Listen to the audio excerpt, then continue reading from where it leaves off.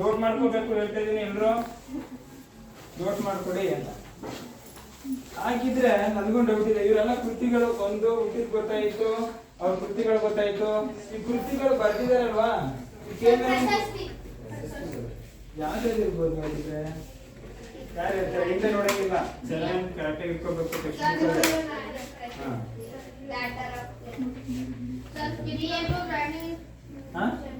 ಆಯ್ತು ಬನ್ನಿ ಕಿತ್ತೂರಾಣಿ ಚೆನ್ನಮ್ಮ ಬಾ. ಮೇಡಮ್ ಕಾಣಿಸ್ತಿದ್ಯಾ? ಬರ್ಕೋಬೇಕು ಹೇಳ್ತಾ ಇದ್ದೀನಿ.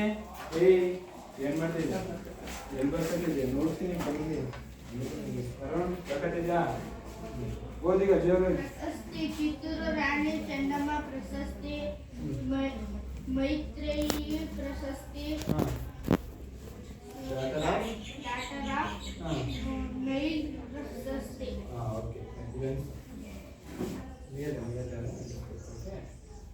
ಕಾಣಿಸಿದೆಯಲ್ರೋ? ಇಂದುಮತಿ ಲಂಬಾಣಿಯವರು ಒಂದು ಬುಡಕಟ್ಟು ಜನಾಂಗ ಅಂತ ಹೇಳ್ತೇವೆ ನಾವು. ಲಂಬಾಣಿ ಅಂತ ಹೇಳ್ತೇವೆ ಗೊತ್ತಾ? ಲಂಬಾಣಿ ಅಂದ್ರೆ ಇದು ಒಂದು ರೀತಿಯ ಒಂದು ವಿಭಿನ್ನವಾದ ಜನಾಂಗ ಇದು. ಅದಕ್ಕೆ ಇಂದುಮತಿ ಲಂಬಾಣಿ ಅಂತ ಇವ್ರಿಗೆ ಹೆಸರು ಬಂದಿರೋದು. ಅರ್ಥ ಆಗ್ತಿದೆಯಲ್ರೋ? ವಿಜಯಪುರ ಜಿಲ್ಲೆ ಹುಟ್ಟಿದ್ದು. ಕೃತಿಗಳು ತಾಯಿಲೋಕ, ಭಾವಲೋಕ, ಏಕಾದಶ, ಕಿತ್ತೂರು ರಾಣಿ ಚೆನ್ನಮ್ಮ ಪ್ರಶಸ್ತಿ, ಮೈತ್ರೇಯಿ ಪ್ರಶಸ್ತಿ, ಜೊತೆಗೆ ಡಾಟರ್ ಆಫ್ ನೈಲ್ ಪ್ರಶಸ್ತಿ. ಡಾಟರ್ ಆಫ್ ನೈಲ್ ಪ್ರಶಸ್ತಿ ಅಂತಂದ್ರೆ ಇವರು ಭಾವಲೋಕ ಇದೆಯಲ್ಲ, ಈ ಭಾವಲೋಕಕ್ಕೆ ದೊರೆತಿರುವಂತ ಪ್ರಶಸ್ತಿ ಅಂತ ಹೇಳ್ತಾರೆ ತುಂಬಾ ಜನ. ಅರ್ಥ ಆಗ್ತಿದೆ? ಅದಕ್ಕೆ ದೊರೆತಿರುವಂತ ನೈಲ್ ಪ್ರಶಸ್ತಿ ಅಂದ್ರೆ ಇಂಗ್ಲಿಷ್ ಪ್ರಶಸ್ತಿಗಳು ಕೊಡ್ಬೇಕಾದ್ರೆ ನೀವು ಹೇಳ್ತಾರೆ ಗೊತ್ತಾ? ನೊಬೆಲ್ ಪ್ರೈಸ್ ಆ ರೀತಿಯಲ್ಲಿ ಇದೊಂದು ಪ್ರಶಸ್ತಿ ಅಷ್ಟೇ. ಅರ್ಥ ಆಗ್ತಿದೆ ಅಂದ್ರು? ಹಾಗಿದ್ರೆ ನಿಮ್ಮ ಆಸೆ ಎಲ್ಲ ಹೇಳಿದ್ರಲ್ಲ. ಹಾಗಿದ್ರೆ ನಾವು ಇಂದುಮತಿ ಲಂಬಾಣಿಯವರ ಆಸೆ ಬಗ್ಗೆ ತಿಳ್ಕೊಳ್ಳೋಣ ಇವತ್ತು. ಅರ್ಥ ಆಗ್ತಿದ್ಯಾ? ಎಲ್ಲರೂ ಕೂಡ ಕೊಟ್ಟಿರುವಂತದ್ದನ್ನ ನೋಡ್ಕೋಬೇಕು. ನಾನು ಓದ್ತೀನಿಲ್ಲ ಅದನ್ನ ರಿಪೀಟ್ ಮಾಡ್ಬೇಕು. ಅರ್ಥ ಆಗ್ತಿದ್ಯಾ?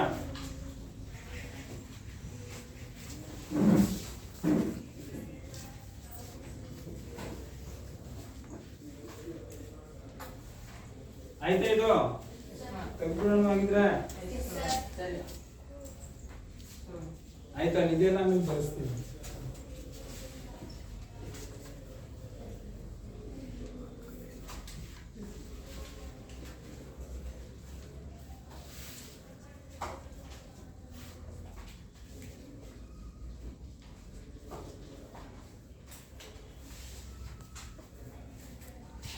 ಅಲ್ಲಿ ಹಂಗೆ ನೋಡ್ಕೊಳ್ಳಿ, ಕೊಟ್ಟಿದ್ದೀನಲ್ವನ್ನ ಹಂಗೆ ಗಮನಿಸ್ತೇನೆ. ಹಂಗೆ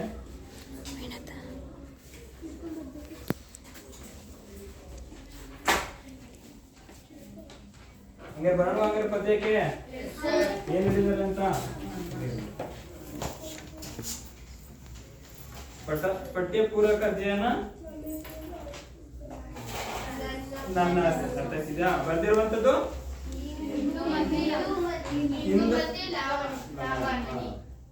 ನೋಡ್ಕೊಳ್ಳಿ. ನಾನು ಓದ್ತೀನಿ, ಗಮನ ನೋಡ್ಕೊಳ್ಳಿ, ನಂತರ ನೀವು ಓದ್ಬೇಕು. ಅರ್ಥ ಆಗ್ತಿದ್ಯಾ?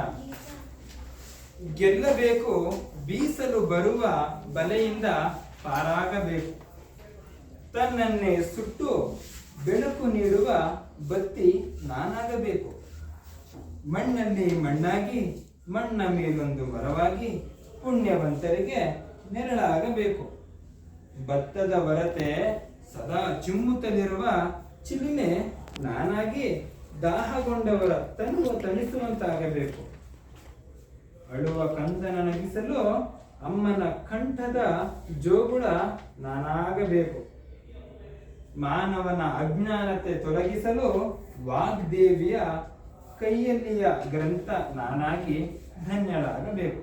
ಇಲ್ಲಿಗೆ ಅರ್ಥ ಆಗ್ತಿದ್ಯಾ? ನೋಡಿದ್ರಾ? ಇವಾಗ ನಿಂತ್ಕೊಂಡು ಹೋಗಿ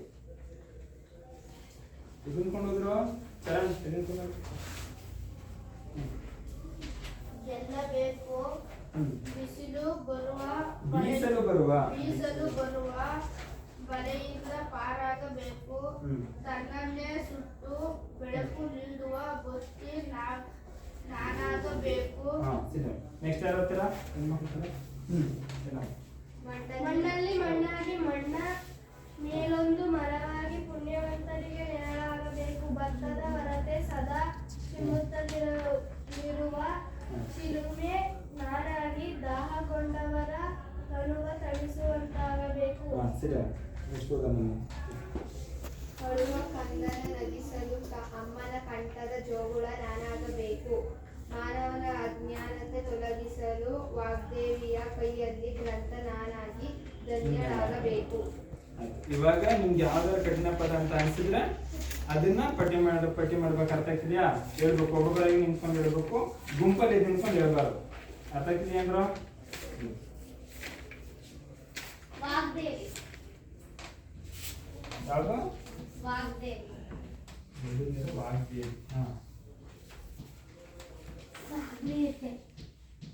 ಎಲ್ಲಿದೆ ಅದು? ಆಗ್ನೇಯತೆ ಅಂತಿದ್ಯಾ? ಏನದು?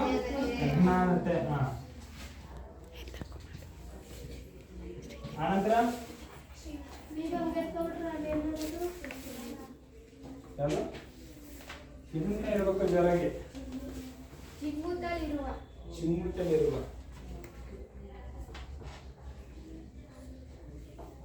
ಚಿಮ್ಮುತ್ತ. ಆನಂತರ ತಣಿಸುವಂತ. ತಿಳಿಸುವಂತ.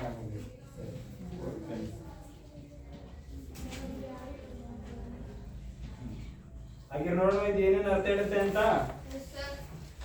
ವಾಗ್ದೇವಿ. ವಾಗ್ದೇವಿ ಅಂತ ಹೇಳಿದ್ರೆ ಯಾರು? ವಾಗ್ದೇವಿ ಅಂದ್ರೆ ಬೆಳಿಗ್ಗೆ ಒಂದು ಸ್ತೋತ್ರ ಇದೆ, ನಿಮ್ಗೆ ಗೊತ್ತಾ? ಶ್ರೀ ವಾಗ್ದೇವಿಗೆ ಶಬ್ದದಿ ಆ ಇಂದ್ರಿಯದ ಅಂತ ಇದೆ. ವಾಗ್ದೇವಿ ಅಂತಂದ್ರೆ ಏನು?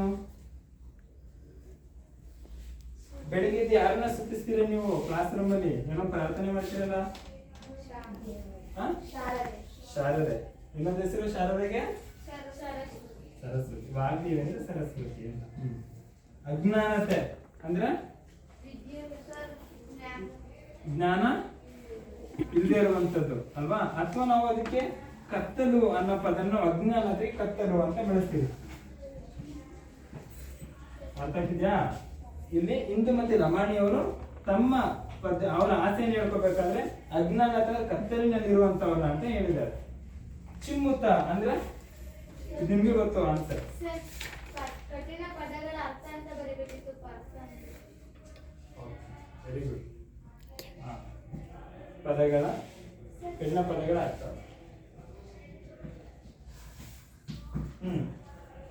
ನೆಕ್ಸ್ಟ್ ಚಿಮ್ಮುತ್ತ ಅಂದ್ರೆ ಒಳ್ಳೆಯದ ಮೇಲ್ ಬರೋದು ಏನು? ಹೂವು.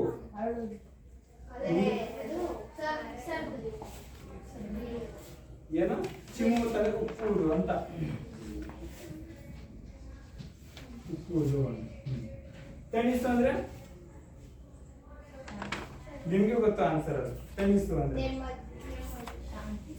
ತುಂಬಾ ಬಾಯಾಗಿರ್ಬಿಟ್ರೆ ನಿಮ್ಗೆ ನೀರು ಕುಡಿದ್ರೆ ನಿಮ್ಗೆ ಏನಂತ ಅನ್ಸುತ್ತೆ? ತಂಪು ಅಥವಾ ನೆಮ್ಮದಿ. ತಣಿಸು ಅಂದ್ರೆ ನೆಮ್ಮದಿ ಅಥವಾ ತಂಪು.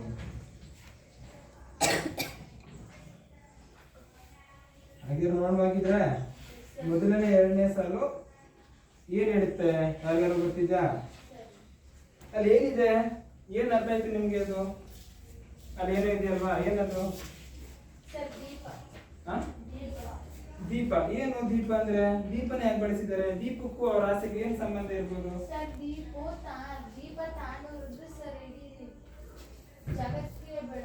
ಹಿಂಗೆ ಇರುತ್ತೆ ದೀಪ. ಉಳಿತಿದ್ಯಾ?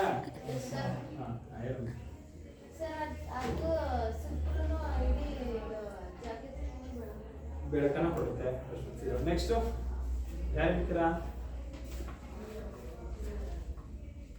ದೀಪದ ಕೆಲಸ ಏನು? ಬೆಳಕು ಕೊಡೋದು. ಆಮೇಲೆ ಅಷ್ಟೇನಾ? ಅದೇನ್ ಮಾಡ್ತಾ ಇದೆ? ದೀಪ ಉರಿಬೇಕಾದ್ರೆ ಸುಮ್ಮನೆ ಉರಿದ್ ಬಿಡುತ್ತಾ? ಒಬ್ಬೊಬ್ಬರೇ ನಿಂತ್ಕೊಂಡು ಇರ್ಬೇಕು, ಬತ್ತಿ ಹಾಕ್ಬೇಕು. ಆಮೇಲೆ ಎಣ್ಣೆ ಹಾಕ್ಬೇಕು, ಬತ್ತಿ ಹಾಕ್ಬಿಟ್ರೆ ದೀಪ ಉರಿಯುತ್ತಾ? ಬೆಂಕಿ ಹಚ್ಬೇಕು. ಅದು ಯಾವ ರೀತಿಯಲ್ಲಿ ಇರ್ಬೇಕು? ಅಲ್ವಾ? ಅದೇ ರೀತಿಯಲ್ಲಿ ನನ್ನ ಆಸೆ ಅಂತ ಇರುವಂತ, ಅಂದ್ರೆ ಇಂದು ಮತ್ತೆ ನಮ್ಮ ಮನೆಯವರು ಹೇಳ್ತಾ ಇರೋ ಆಸೆ ಏನ್ ಗೊತ್ತಾ? ಗೆಲ್ಲಬೇಕು, ಬೀಸಿ ಬರುವ ಬಲೆಯಿಂದ ಪಾರಾಗಬೇಕು ಅಂತ. ಏನಂದ್ರೆ ಗೆಲ್ಬೇಕು, ಬೀಸಿ ಬರುವ ಎಷ್ಟೇ ಅಡೆತಡೆಗಳಿದ್ರು ಕೂಡ ಆ ಬಲೆಯಿಂದ ನಾವು ಪಾರಾಗ್ಬೇಕು. ನಮ್ಗೆ ದಿನ ಶಾಲೆಗೆ ಬರೋದೇ ಒಂದು ನಿಮ್ಗೆ ದೊಡ್ಡ ಕಷ್ಟ ಆಗಿರ್ತದೆ. ಸಾರ್ ಬಸ್ ಮಿಸ್ ಆಗ್ಬಿಡ್ತು ಸಾರ್ ಲೇಟ್ ಆಗ್ಬಿಡ್ತು ಸರ್, ಅಲ್ಲಿ 6 ಸಾರ್ ಪಂಚರ್ ಆಗ್ಬಿಡುತ್ತೆ ಸರ್ ಅಂತ ಹೇಳ್ತಾ ಇರ್ತಾರಲ್ವಾ. ಅದು ರೀಸನ್ಸ್ ಅಲ್ಲ. ಇವಾಗ ನಿಮ್ಗೆ ಅಂದ್ರೆ ಶಾಲೆಗೆ ಬರ್ಬೇಕು ಮಾತ್ರ. ಅದೇ ರೀತಿಯಲ್ಲಿ ಜೀವನದಲ್ಲೂ ಕೂಡ ಏನ್ ಮಾಡ್ಬೇಕು, ಗೆಲ್ಲಬೇಕು. ಹೋಗೋ ಬೀರೇಶ್. ಬೀಸಲು ಬರುವ ಬಲೆಯಿಂದ ಪಾರಾಗಬೇಕು. ಅದೇನೇ ಕಷ್ಟ ಇದ್ರೂ ಕೂಡ ಹೊರಗಡೆ ಬರ್ಬೇಕಂತೆ. ಅದು ಯಾವ ರೀತಿಯಲ್ಲಿ ಹೊರಗಡೆ ಬರ್ಬೇಕು, ತನ್ನನ್ನೇ ಸುಟ್ಟು ಬೆಳಕ ನೀಡುವ ಬತ್ತಿ ನಾನಾಗಬೇಕು. ಹೇಗೆ ದೀಪ ತನ್ನ ಅಂದ್ರೆ ಬತ್ತಿ ತನ್ನ ಸುಡ್ತಾ ಇರೋದು ಗೊತ್ತು, ಆದ್ರೂ ಕೂಡ ಹೇಗೆ ಅದು ಸಾರ್ಥಕತೆಯನ್ನ ಬೆಳಗುತ್ತೋ, ಅರ್ಥ ಆಗ್ತಿದ್ಯಾ? ಅದ್ ಯಾವ ತರ ಸಾರ್ಥಕತೆ ಇಲ್ಲಿ ನೀವು ಗಮನಿಸಿ ಮಾತ್ರ.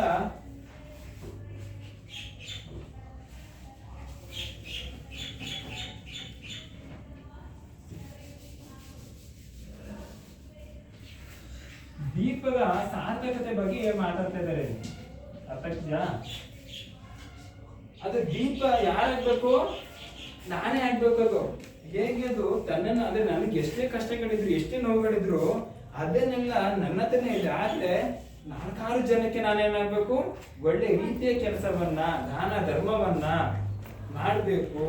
ಆ ರೀತಿಯಲ್ಲಿ ಹೆಂಗೆ ದೀಪ ತನ್ನ ಸಾರ್ಥಕತೆಯನ್ನು ಮರೆಯುತ್ತಲ್ಲ, ಅದೇ ರೀತಿಯಲ್ಲಿ ನಾನು ಕೂಡ ಆಗ್ಬೇಕು ಅಂತ ಇಂದು ಮತ್ತೆ ಮನೆಯವರು ಹೇಳ್ತಾ ಇದ್ದಾರೆ. ನೆಕ್ಸ್ಟ್ ಮುಂದುವರೆದಂತೆ ಮಣ್ಣಲ್ಲಿ ಮಣ್ಣಾಗಿ ಮಣ್ಣ ಮೇಲೊಂದು ಮರವಾಗಿ ಪುಣ್ಯವಂತರಿಗೆ ನೆರಳಾಗಬೇಕು. ಹಾಗಿದ್ರೆ ಇದೇನ್ ಹೇಳ್ತಾ ಇದೆ ಈ ಪದ್ಯದ ಸಾಲುಗಳು ಏನ್ ಹೇಳ್ತಾ ಇದೆ?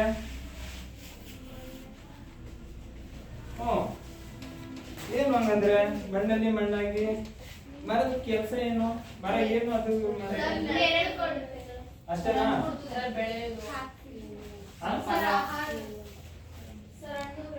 ಹಣ್ಣುಗಳು ಅಷ್ಟೇ. ಆಮೇಲೆ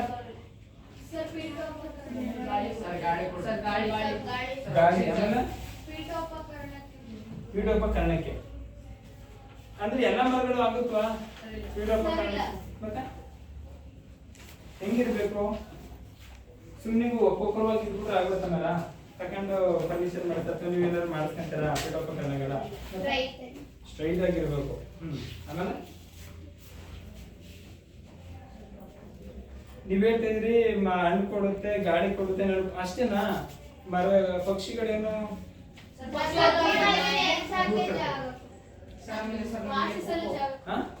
ಬುಕ್ಗಳು. Very good. ನೆಕ್ಸ್ಟ್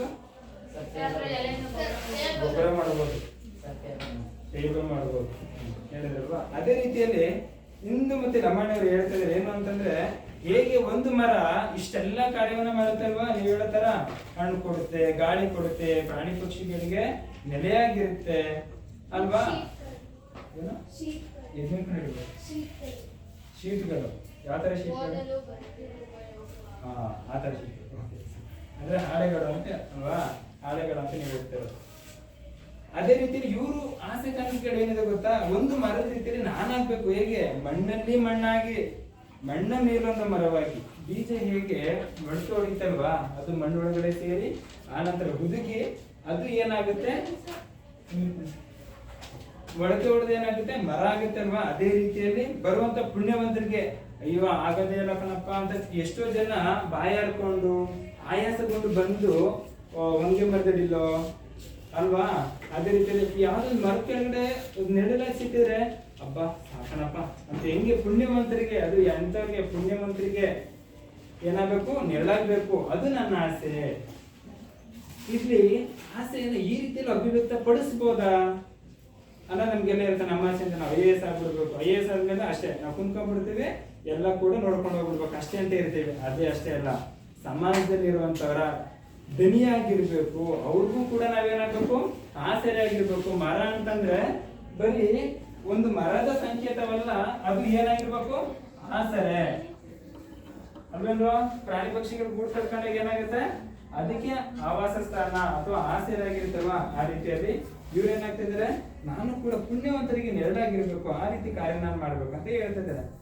ನೆಕ್ಸ್ಟ್, ಭತ್ತದ ಹೊರತೆ ಸದಾ ಚಿಮ್ಮುತ್ತಲಿರುವ ಚಿಲುಮೆ ನಾನಾಗಿ ದಾಹಗೊಂಡವರ ತಣಿಸುವಂತಾಗಬೇಕು. ಯಾರು ಇರ್ತೀರ ಇದಕ್ಕೆ ಅರ್ಥ? ಏನ್ ಹೇಳ್ತಾ ಇದೆ ಈ ಸಾಲುಗಳು? ಭತ್ತದ ಹೊರತೆ ಅರ್ಥತಿದೆಯಲ್ವ? ಏನು ಹಂಗಂದ್ರೆ ಭತ್ತದ ಹೊರತೆ ಅಂದ್ರೆ ತೆನೆ, ಭತ್ತ ಅಲ್ಲ, ಭತ್ತದ ಭತ್ತದ ಅಂತಿದೆ. ಮಳೆಗಾಲದಲ್ಲಿ ನದಿಗಳು ಹರಿಯುತ್ತವೆ, ಬೇಸಿಗೆ ಕಾಲದಲ್ಲಿ ಅದನ್ನೇ ಹೇಳ್ತೇವೆ. ಭತ್ತಗಿರೋದಕ್ಕೆ ಭತ್ತಗಿದೆ ಅಲ್ವಾ, ಅದೇನಾರ ಬೆಳೀತಾ ಏನಾರು ಯಾರಿಗಾರು ಉಪಯೋಗ ಆಗುತ್ತಾ ಭತ್ತಗಿರೋಕೆ? ಮತ್ತೆ ಏನ್ ಹೇಳ್ತಿದೆ ಸಾಲುಗಳು? ಚಿಮ್ಮುತ್ತದಿರುವ ಚಿಲುಮೆ ನಾನಾಗಿ ಯಾಕೆ ಬೇಕು ಅವ್ರಿಗೆ? ಬತ್ತೋಗಿದೆ, ಕೆರೆ ಬತ್ತೋಗಿದೆ, ಅಲ್ಲಿ ಚಿಮ್ಮುತ್ತಲಿರೋ ಚಿಲುಮೆ ನಾನಾಗಿ ಅಂತಿದೆ. ಯಾಕೆ ಹೇಳ್ಬೇಕು? ಬೇಸಿಗೆ ಕಾಲದಲ್ಲೂ ನೀರು ಇರ್ಬೇಕಾ? ಪ್ರಶ್ನೆ. ನೆಕ್ಸ್ಟ್, ಯಾಕೆ ಇವರೇ ಯಾಕೆ ಭತ್ತದ ಅಂತ ಹೇಳ್ತಿದ್ರೆ? ಅಲ್ಲಿ ಏನಿಲ್ಲ, ಖಾಲಿ ಇಡೀ ರೂಮೇ ಖಾಲಿ ಇದ್ಬಿಟ್ಟು ಪಾಠ ಮಾಡಿ ಅಂದ್ರೆ ಮಾಡಕ್ಕಾಗತ್ತಾ? ಆದ್ರೂ ಕೂಡ ಮಾಡ್ಬೇಕು ಅಂತ ಹೇಳ್ತಾ ಇದಾರೆ. ಅರ್ಥ ಆಯ್ತಿದ್ಯಾ? ಭತ್ತದ ಹೊರತೆ ಒಂದು ಬತ್ತೋಗಿದೆ, ಅಲ್ಲಿ ಕೂಡ ನೀರೇ ಇಲ್ಲ, ಅಲ್ಲೂ ಕೂಡ ಚಿಮ್ಮುತ್ತಲಿರುವ ಚಿಲುಮೆ ನಾನಾಗಿ, ಅಂದ್ರೆ ಅಸಾಧ್ಯವಾದದನ್ನ ಸಾಧ್ಯವನ್ನ ಮಾಡಬೇಕು ನಾನು. ದಾಹಗೊಂಡವರ ಈ ಸಮಾಜದಲ್ಲಿ ಬದುಕುವಂತರ ಎಷ್ಟೋ ಜನ ಅಸಂಖ್ಯಾತರಿದ್ದಾರೆ, ಅವ್ರಿಗೆ ನಾನೇನಾಗ್ಬೇಕು? ಧ್ವನಿಯಾಗಿರ್ಬೇಕು. ಅವ್ರಿಗೆ ಎಷ್ಟು ಬಾಯಾರ್ಪಣ ಅಂತಂದ್ರೆ, ಇಲ್ಲಿ ಬಾಯಾರಿಕೆ ಅಥವಾ ದಾಹ ಅಂತಂದ್ರೆ ಅವ್ರಿಗೆ ಒಂದು ಸೂರ್ಯ ಇರಲ್ಲ, ಅಥವಾ ಸಮಾಜದಲ್ಲಿ ಇರೋ ಮೂಲಭೂತ ಸೌಕರ್ಯಗಳು ಸಿಗ್ತೇ ಇರಲ್ಲ.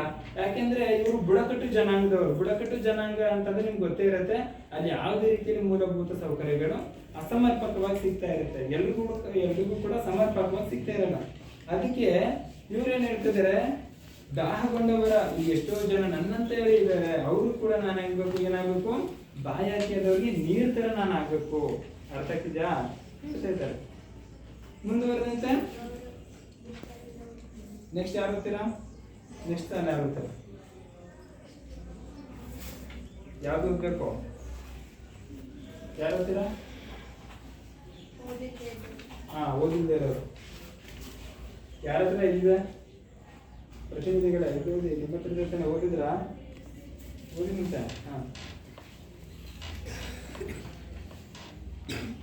ಅಳುವ ಕಂದನ ನಗಿಸಲು ಅಮ್ಮನ ಕಂಠದ ಜೋಗುಳ ನಾನಾಗಬೇಕು.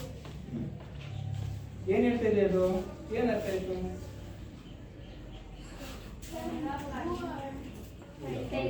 ಮಗು ಅಳ್ತಾ ಇರುತ್ತೆ, ಅಮ್ಮ ಜೋಗುಳ ಆಡಿ ಅದನ್ನ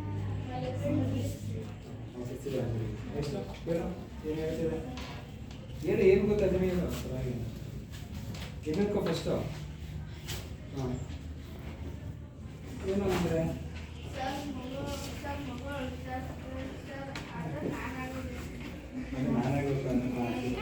ಇಲ್ಲಿ ಅಳುವ ಕಂದನ ನಗಿಸಲು ಅಮ್ಮನ ಕಂಠದ ಜೋಗುಣ ನಾನಾಗ್ಬೇಕು ಅಂತ ಅಂದ್ರೆ, ಇಲ್ಲಿ ಅವ್ರಿಗೆ ಆಸೆ ಏನ್ ಗೊತ್ತಾ?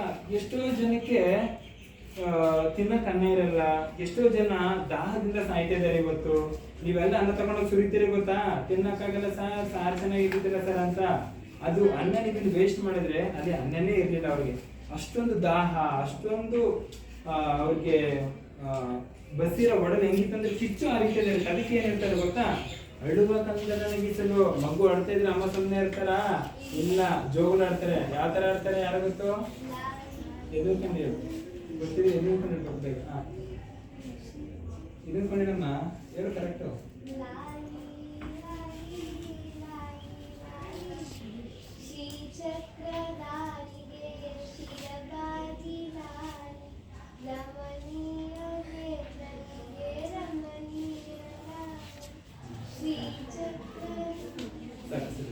ಕೇಳಿಸ್ಕೊಂಡ್ರಲ್ವಾ?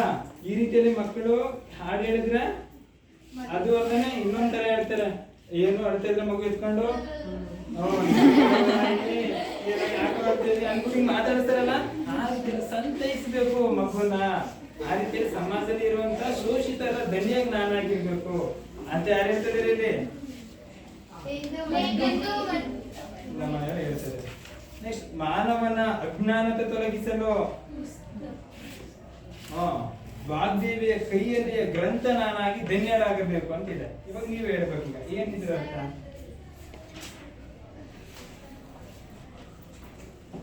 ಕರೆಕ್ಟ್ ಎದ್ದಿಟ್ಕೊಂಡ್ಮೇಲೆ ಕರೆಕ್ಟ್ ಹೇಳ್ತಿದ್ದೀರಿ ಹೇಳೋದಿಲ್ಲ. ಸರಸ್ವತಿ ಹಿಂಗಿರ್ತವ ಪುಸ್ತಕ. ಸರಸ್ವತಿಯ ಗ್ರಂಥ. ಯಾಕೆ ಸರಸ್ವತಿ ಗ್ರಂಥ ನಾನಾಗ್ಬೇಕಂತ ಹೇಳ್ತಿದ್ದಾರೆ ಇಲ್ಲಿ? ಸರ್, ಅಜ್ಞಾನ ತೊಲಗಿಸಲ್ಲ. ಮಾನವನ ಅಜ್ಞಾನ ಅಂತ ನಿಮ್ಗೆ ಗೊತ್ತೇ ಇದೆ. ಈಗ ಶಿಕ್ಷಣ ಅಂತ ಬಂದಾಗ ಒಂದು ವ್ಯಾಖ್ಯಾನ ಇದೆ. ಕತ್ತಲಿಂದ ಬೆಳಕಿನೆಡೆಗೆ ಏನಾಗ್ಬೇಕು? ಸಾಗುವಂತದ್ದು ಅಥವಾ ಕೊಡುವಂತದಿಲ್ಲ ಅಂತ ಕೇಳ್ತೇವೆ ನಾವು, ಶಿಕ್ಷಣ ಅಂತ ಹೇಳ್ತೇಲ್ವಾ? ಅದೇ ರೀತಿಯಲ್ಲಿ ಮಾನವನ ಅಜ್ಞಾನತೆಯನ್ನು ತೊಲಗಿಸಲು ವಾಗ್ದೇವಿ ಅದರ ಸರಸ್ವತಿಯಲ್ಲಿರುವ ಕೈಯಲ್ಲಿರುವಂತಹ ಗ್ರಂಥ ನಾನಾಗಿ ಧನ್ಯಳಾಗಬೇಕು. ಅರ್ಥಕ್ಕಿದ್ಯಾ? ಇಲ್ಲಿ ಅಜ್ಞಾನತೆ ತುಂಬಿರುವಂತಹ ಪ್ರಪಂಚದಲ್ಲಿ ನಾನು ಬದುಕ್ತಾ ಇದ್ದೀನಿ. ಆ ಅಜ್ಞಾನತೆಯನ್ನು ತೊಲಗಿಸ್ಬೇಕು ಅಂತ ಹೇಳಿದ್ರೆ ವಾಗ್ದೇವಿಯ ಕೈ ಪುಸ್ತಕ ನಾನಾಗ್ಬೇಕು. ಎಲ್ಲರೂ ಓದ್ತಾರೆ ಅವಾಗ, ಅದು ನನ್ನ ಆಸೆ ಅಂತಕ್ಕಂಥದ್ದೇನು ಏನ್ ಹೇಳ್ತಿದ್ರೆ ಇಲ್ಲಿ? ಯಾರು ಹೇಳ್ತಿದಾರೆ? ಅರ್ಥ ಆಯ್ತಾ? ಸರಿ, ಹಾಗಿದ್ರೆ ನಿಮ್ಗೆಲ್ಲರೂ ಕ್ವಶನ್ ಕಂಡ್ರ ಮರ ಅಂತ ಬರ್ದಿದ್ದಲ್ವಪ್ಪ? ಮರ. ಇನ್ನೊಂದು ಕನ್ನಡ ಸೇರಿಸ್ಕೊಳ್ಳೋಣ.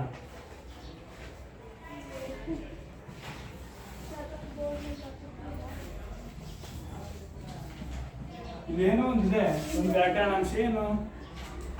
ಯಾರು ಹೇಳ್ತೀರಾ? ಸರಿ, ಒಂದು ಪ್ಲಸ್ ಹಾಕಿದೀನಿ. ಯಾಕೆ ಪ್ಲಸ್ ಹಾಕಿದೆ? ಎರಡು ರೋಡ್ ಬರ್ತಲ್ವಾ? ಯಾಕೆ ಪ್ಲಸ್ ಹಾಕಿದೆ ಅಂತ ಒಟ್ಟಿಗೆ ಬರಿಬೋದಾಗಿತ್ತು. ಯಾಕೆ ಬರ್ದೆ? ಇದಕ್ಕೂ ಇದಕ್ಕೂ ಏನು ವ್ಯತ್ಯಾಸ ವ್ಯಾಕರಣಾಂಶದಲ್ಲಿ? ನೀವು ಪದೇ ಪದೇ ಕೇಳ್ತಿದ್ರಿ, ಸರ್ ನಮ್ಗದು ಒಂದು ಎಲ್ಲ ಹೇಳ್ಕೊಟ್ಟಿದ್ದಾರೆ ಸರ್, ಅದನ್ನ ನಮ್ಗೆ ಹೇಳ್ಕೊಟ್ಟಿಲ್ಲ ಅಂತ. ವ್ಯಾಕರಣಾಂಶವನ್ನು ಯಾವ್ದದು ಗೊತ್ತಾ? ಈಗ ಒಂದು ಪದ ಆಗ್ಬೇಕು ಅಂತಾರೆ, ಒಂದು ಅಕ್ಷರ ಆಗ್ಬೇಕು ಅಂತಾರೆ, ನಾವು ಬಿಡಿಸಿ ಬರ್ದಾಗ ಏನಾಗುತ್ತೆ? ಮರ. ಇದೇನೋ ಇದಕ್ಕೆ ಬಿಡಿಸಿ ಬರ್ದಾಗ ನಾವು ಇಲ್ಲಿ ಒಂದು ಪದ ಆಗ್ಬೇಕು ಅಂತಂದ್ರೆ ಏನೋ ಒಂದು ಕಾರ್ಯ ನಡೀತಾ ಇದೆ. ಅದಕ್ಕೆ ಏನಂತ ಕರೀತಾರ? ಒಂದು ಹೆಸರು ಕೊಡ್ಬೇಕು. ಯಾರು ಹೇಳ್ತೀರಾ? ಗುಣಿತಾಕ್ಷರಗಳು. ಸರಿ, ಇದು ಗುಣಿತಾಕ್ಷರಗಳು ಸರಿ. ಈ ಕಾರ್ಯಕ್ಕೆ ಏನಂತ ಹೇಳ್ತಾರೆ? ಏನೋ ಒಂದು ಕಾರ್ಯ ಇರ್ತದೆ ಸರ್, ನಮ್ಗೆ ಇದೊಂದೇ ಆಗಿದೆ ಸರ್, ಎಲ್ಲ ಗೊತ್ತು ನಮ್ಗೆ. ವ್ಯಾಕರಣಾಂಶ ಕಂಡಿದ್ದೀರ? ಇಲ್ಲೊಂದು ಮನೆ ಇದೆ ಅಂತ ಅನ್ಕೊಳ್ಳಿ. ಅಥವಾ ಇಲ್ಲೂ ಒಂದು ಗ್ಯಾಪ್ ಇದೆ. ಏನದು? ನೀವು ಹೋಗ್ಬೇಕಾದ್ರೆ ಇಲ್ಲಿ ನನ್ಗೆ ಹೋಗಕ್ ಆಗ್ತಾರೆ ಇಲ್ಲಿ, ಅವಾಗ ಏನಂತೀರಿ ನೀವು? ಯಾವ ಸಂಧಿ? ಲೋಪ ಸಂಧಿ ಎಲ್ಲ ಕಂಡ್ರೆ ಸಂಧಿ ಅಷ್ಟೇ. ನಿಮ್ಗೆ ಲೋಕಕ್ಕೆ ಹೋಗಿಲ್ಲ ನಾನು. ಅರ್ಥ ಆಗಿದ್ಯಾ? ಲೋಕಕ್ಕೆ ಹೋಗಿಲ್ಲ, ಯಾವುದೇ ವಿಧಗಳಿಗೆ ನಾನು ಹೋಗಿಲ್ಲ. ಬರೀ ಸಂಧಿ ಅಂದ್ರೆ ಏನು ಅಂತ ಕೇಳ್ತಿದ್ದೀನಿ. ಹಾಗಿದ್ರೆ ಸಂಧಿ ಅಂದ್ರೆ ಏನು?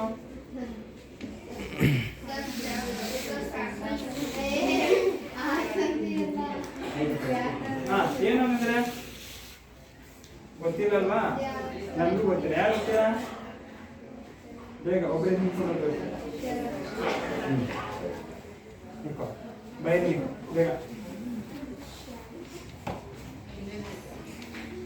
ಎಲ್ಲರೂ ಕೂಡ ಕೇಳಿಸ್ಕೋಬೇಕು, ಸರಿಯಾಗಿ ಗಮನ ಕೇಳಿಸ್ಕೋಬೇಕು. ಅರ್ಥ ಆಗಿದ್ಯಾ? ಬಾ ಬಾ ಬಾ ಜೋರಾಗಿ. ಸಂಧಿ ಪರಿಚಯ. ಎರಡು ಅಕ್ಷರಗಳ ನಡುವೆ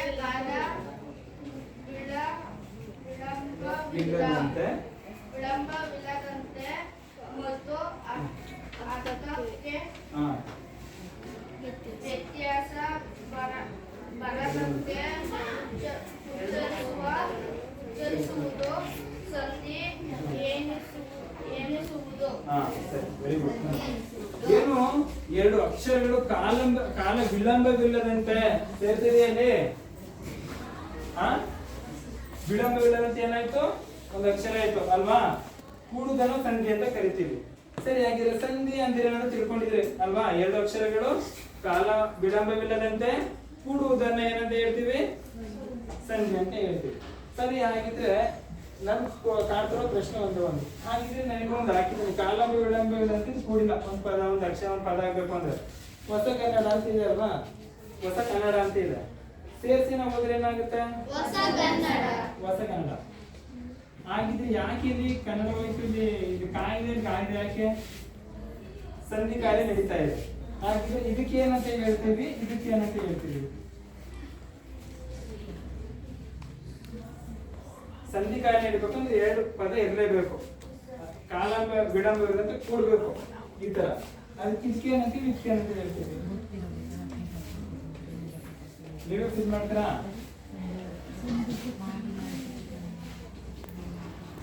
ಪೂರ್ವ ಪದ ಉತ್ತರ ಪೂರ್ವ ಪದ ಉತ್ತರ ಯಾಕೆ ಇದೆ ಅಂತ ಹೇಳ್ಬೇಕು? ದಕ್ಷಿಣ ಅಂತ ಯಾಕೆ ಕರೆಯಲ್ಲ? ಇದಕ್ಕೆ ನಾವು ಪಶ್ಚಿಮ ಅಂತ ಯಾಕೆ ಕರೆಯಲ್ಲ? ಸಂಧಿ ಕಾರ್ಯವನ್ನ ಮಾಡ್ಬೇಕು ಯಾಕೆ? ನಿಮ್ಗೆಲ್ರಿಗೂ ಡೌಟ್ ಬರಲ್ವಾ? ನಮಗೂ ಬರ್ತಲ್ವಾ? ಆದ್ರೆ ಸಂಧಿ ಕಾರ್ಯ ಮಾಡಬೇಕಾದ್ರೆ ನಮ್ಮ ವಿದ್ವಾಂಸರು ಹೇಳಿದ್ದಾರೆ, ನಾವು ಪೂರ್ವ ಪದ ಅಂತಾನೆ ಕರಿಬೇಕು, ಉತ್ತರ ಪದ ಅಂತಾನೆ ಕರಿಬೇಕು, ಅದಕ್ಕೆ ಕರಿತೇವೆ. ಅರ್ಥ ಆಗ್ತಿದ್ಯಾ? ನಿಮ್ ಮುಂಚಿತ ಕ್ಲಾಸಲ್ಲಿ ಹೇಳ್ತಿಲ್ವಾ ಸರ್, ನಮ್ಗೆ ಸಂಧಿ ಅಂದ್ರೆ ಏನು ಅಂತ ಯಾರು ಹೇಳ್ಕೊಟ್ಟಿಲ್ಲ, ಬಿಡಿಸಿ ನಮ್ಗೆ ಹೇಳಕ್ ಬರಲ್ಲ ಅಲ್ವಾ? ಹೇಳಿಲ್ವಾ ನೀವು? ಹಾಗಿದ್ರೆ ಇದಕ್ಕೆ ಉದಾಹರಣೆಗಳನ್ನ ಕೊಡ್ಬೇಕೀಗ ನೀವು ಇದೇ ರೀತಿಯಲ್ಲಿ. ಬೇಗ ಯಾರು ಕೊಡ್ತೀರಾ? ಆಯ್ತು, ವಿಧಗಳು ಯಾವ್ಯಾವ ಇರ್ಬೋದು? ಹಾ ಹೇಳಿ. ಲೋಪಸಂಧಿ, ಅಲೋಪಸಂಧಿ, ಲೋಪಸಂಧಿ, ಆದೇಶ ಸಂಧಿ, ಆಗಮ ಸಂಧಿ. ಲೋಪ, ಆಗಮ ಸಂಧಿ, ಆದೇಶ ಅಲ್ವಾ? ಈಗ ಹೊಸ ಗರಡ ಬಂತು, ಅದೇ ಸಂಧಿ. ಆಗಮ ಸಂಧಿ. ಹಾ ಆಗಮ ಸಂಧಿ. ಯಾವುದು? ಆದೇಶ. ಕಕಾರಕ್ಕೆ ಗಾ ಬಂದ್ರೆ ಏನು? ಕರೆಕ್ಟ್ ನೀನು ಹೇಳ್ದಲ್ಲ, ಆದೇಶ ಸಂಧಿ. ಅದೇ ರೀತಿಯಲ್ಲಿ ಲೋಪ, ಆಗಮ, ಆದೇಶ ಇವು ನಾವೇನಂತ ಕರಿತೀವಿ? ಕನ್ನಡ ಸಂಧಿಗಳು ಅಂತ ಕರಿತೀವಿ. ಅರ್ಥ ಆಯ್ತಾ? ಇದಕ್ಕೆ ಉದಾಹರಣೆಗಳನ್ನ ಪಟ್ಟಿ ಮಾಡ್ಕೊಂಡ್ ಬರ್ಬೇಕು ನಾವು ಅಷ್ಟೇ. ಹಾಗೆ ನಾವು ಇಂದಿನ ತರಗತಿಯಲ್ಲಿ ಏನೇನು ತಿಳ್ಕೊಂಡ್ವಿ? ಸಂಧಿಗಳು. ನೆಕ್ಸ್ಟ್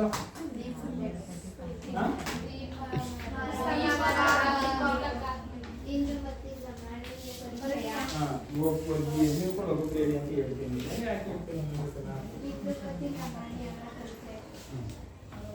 ನೆಕ್ಸ್ಟ್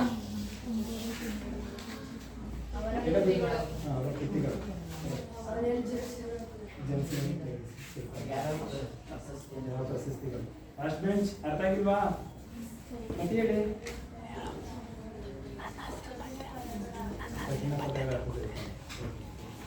ಸರಿಯಾಗಿದ್ರೆ ಈಗ ನಾವೇನ್ ಮಾಡ್ಬೇಕೀಗ? ಅಷ್ಟೇನಾ? ಅದಕ್ಕಿಂತ ಮುಂಚೆ ಏನು ಮಾಡ್ತಿದ್ರು? ಪ್ರತಿನಿಧಿಗಳು ಮಂತ್ರಿಗಳು ಬಿಡೋರು. ಹಾಗೆ ಯಾರು ಕ್ವಶನ್ ಕೇಳ್ತಾರೆ ಅವ್ರಿಗೆ?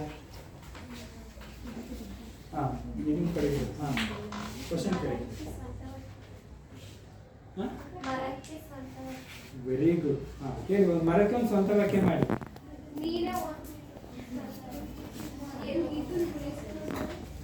ಹಾ ಅಲ್ಲ, ಅವ್ರು ಹೇಳ್ಬೇಕು. ನೀವು ಹೇಳಿ, ಮರಕ್ಕೆ ಒಂದು ಸ್ವಂತ ವಾಕ್ಯ ಮಾಡಿ.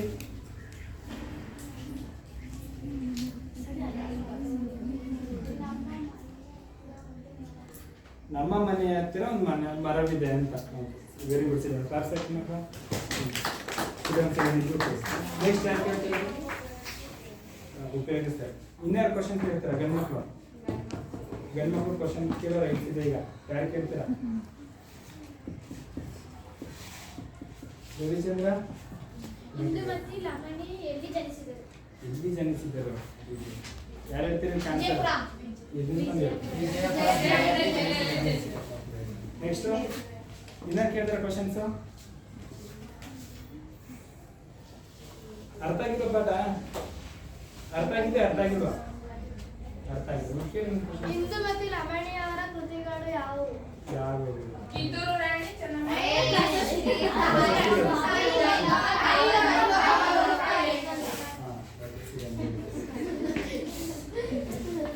ಹಾಗಿದ್ರೆ ಸಾಹಿತ್ಯ ಚಟುವಟಿಕೆಗಳು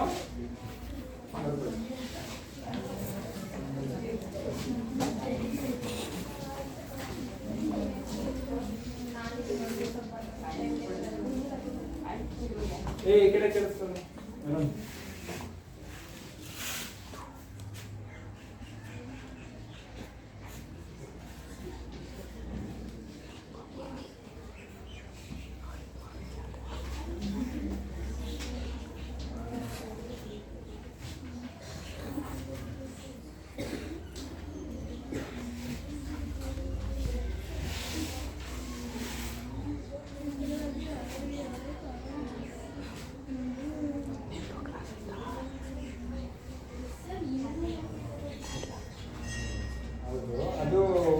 ತುಂಗಾಮತಿ ಅಂತ ನಮ್ಮ ಟೆಕ್ಸ್ಟ್ ಬುಕ್ಗಳಲ್ಲಿ ಕೊಟ್ಟಿದ್ದಾರೆ 65 ಜನ ಇಂತದೆ.